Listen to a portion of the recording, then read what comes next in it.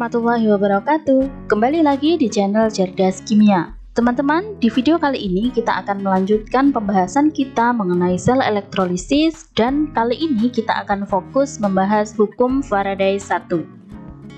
Nah, mengapa disebut hukum Faraday? Karena hukum ini dicetuskan oleh seorang ilmuwan Inggris, seorang ilmuwan kimia fisika Inggris yang bernama Michael Faraday, sehingga disebut dengan hukum Faraday. Jadi teman-teman, di dalam sel elektrokimia yang kemarin sudah kita pelajari bersama, itu ternyata terdapat hubungan kuantitatif antara jumlah zat yang bereaksi dengan muatan listrik yang terlibat. Nah, sehingga kita itu bisa menentukan banyaknya zat yang bereaksi berdasarkan jumlah muatan listrik yang digunakan dalam rentang waktu tertentu. Ya, seperti kalau pada elektrolisis kemarin, itu kan di katoda terdapat endapan logam ya dari proses elektrolisis itu. Nah, kita bisa menentukan nih massa logam yang terbentuk itu dari jumlah muatan listrik yang digunakan dalam rentang waktu tertentu pada saat kita melakukan elektrolisis itu. Nah, sehingga berdasarkan hukum 1 Faraday itu Faraday mengemukakan bahwa dalam sel elektrokimia, massa zat yang diendapkan pada suatu elektrode itu sebanding dengan besarnya muatan listrik yang terlibat di dalam sel. Jadi massa zat yang dihasilkan tadi sebanding dengan listrik yang digunakan atau listrik yang terlibat. Sehingga ini bisa kita rumuskan sebagai M sama dengan E kali F. Atau ini kalau diuraikan lagi menjadi M sama dengan E kali I kali T per 96500. Nah, angka 96500 ini itu tidak muncul dengan tiba-tiba ya teman-teman. Jadi angka 96500 ini muncul karena hasil kali antara muatan elektron dengan 1 mol elektron ya. 1 mol elektron. Nah, muatan elektron itu oleh milikan itu kan besarnya 1,602 kali 10 pangkat min 19. Sementara 1 mol itu kalian ingat ya, jadi 6,02 kali 10 pangkat 23. Nah, hasil kalinya ini itu dapatnya adalah sekitar 96500. Jadi ini angka 96500 ini tidak lain dan tidak bukan adalah menyatakan 1 mol elektron atau biasa disebut dengan molek ya, mol elektron.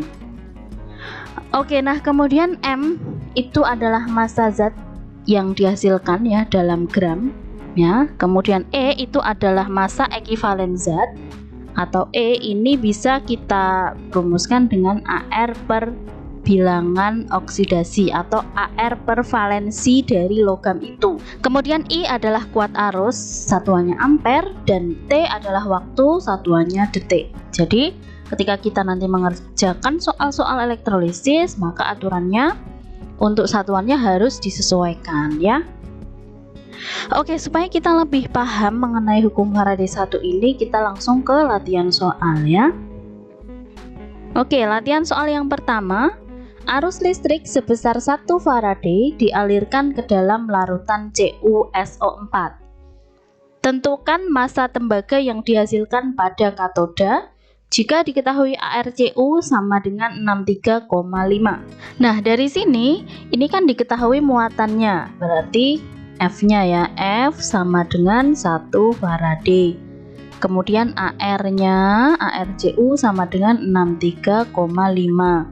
Berarti kalau yang ditanya adalah massa ya, jadi massanya berapa? Maka jawabannya massa sama dengan menggunakan rumus yang tadi, E dikali F ya, karena F atau muatannya sudah muatan listriknya sudah diketahui. Berarti ini E ini sama dengan AR per bilog dikalikan dengan F.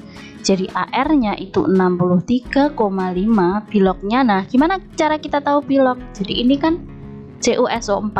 Nah, CuSO4 ini kalau diuraikan itu akan menjadi Cu2 plus SO4 2 minus, sehingga bilog Cu di dalam CuSO4 adalah Ya ini ya, muatannya 2+ atau valensinya 2+, sehingga ini kita bagi dengan 2 gitu. Kemudian dikali dengan F-nya tadi 1 ya. Lalu ketemu 63,5 bagi 2 berarti 31,75. Apa nih satuannya? Satuannya yaitu gram ya. Jadi massa tembaga yang dihasilkan pada katoda adalah 31,75 gram. Kita ke soal yang kedua. Berapakah massa perak yang dihasilkan oleh arus 10 ampere yang dilewatkan selama 10 menit ke dalam larutan AgNO3? Oke, jadi di sini diketahui adalah arus ya, arus 10 ampere, berarti I sama dengan 10 ampere. Kemudian dilewatkan selama 10 menit, berarti ini T sama dengan 10 menit. Ingat, T itu harus dalam detik, berarti ini kalau dijadikan detik dikali 60 ya, jadinya 600 detik. Nah, air Ag 108. Oke, nah kalau ada I diketahui, T diketahui, maka kalau disuruh mencari masanya ya, M ditanyakan, berarti cara mengerjakannya adalah massa sama dengan E dikali I dikali T per 96.500.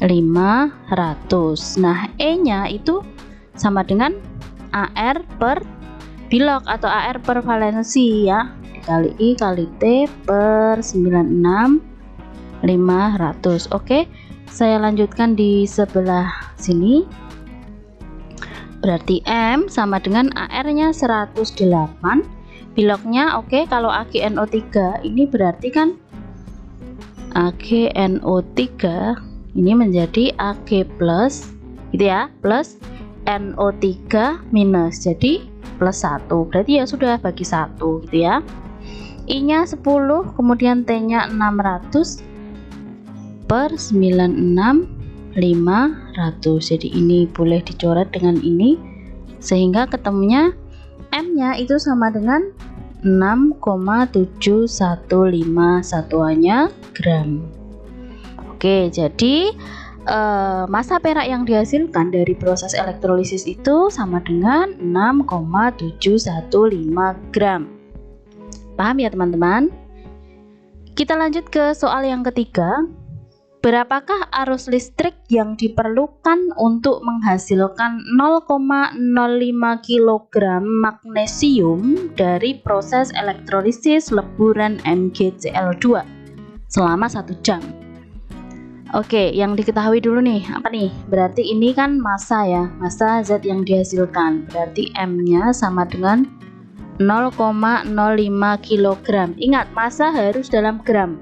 Berarti ini kalau dijadikan gram kan kali 1000, berarti sama dengan 50 gram. Lalu T-nya ya, T-nya ini ya waktunya, T-nya adalah 1 jam. T itu harus dalam detik, berarti ini 3600 detik. Oke. Yang ditanya adalah I. Ya, yang ditanya I. Berarti untuk menjawabnya kita masukkan aja ke rumus, M sama dengan AR per valensi dikali I dikali T per 96.500. Oke, AR nya berapa nih? 24. Biloknya berapa nih dari MgCl2? Berarti ini MgCl2 itu kan menjadi Mg2 plus 2Cl minus, berarti biloknya kan ya plus 2 ya, berarti ini per 2 dikali I. I itu yang ditanya, T nya 3600, kemudian dibagi dengan 96.500. Oh ya, M nya tadi 50. Oke, sehingga ini bisa kita coret ya.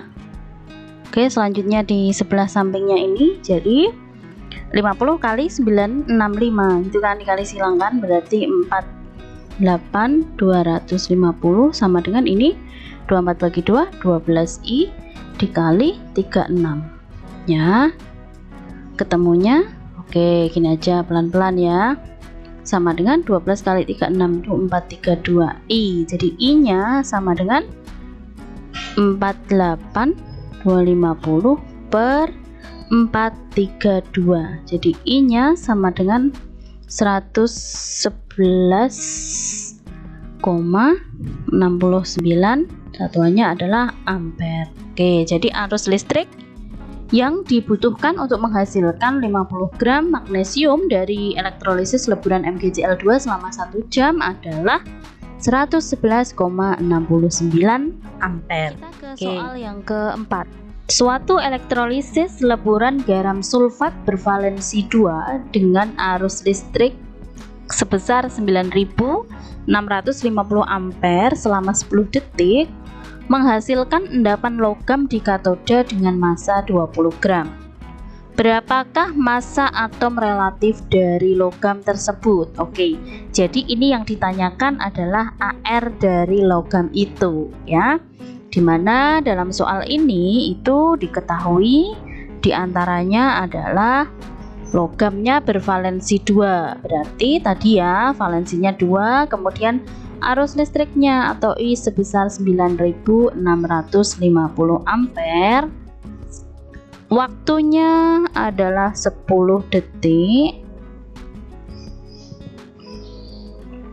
Lalu massa logam yang dihasilkan adalah 20 gram. Jadi di soal ini yang ditanya adalah AR, sehingga kita bisa menghitungnya dengan mudah menggunakan rumus yang tadi ya, bahwa M sama dengan EIT per 96500. M nya itu 20 gram.